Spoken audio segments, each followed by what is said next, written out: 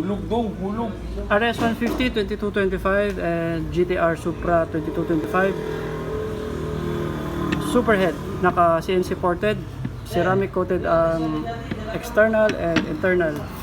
So ito yung loob ng head, may kasama siyang rocker arm, tappet screw, valve spring, retainer, and valve block.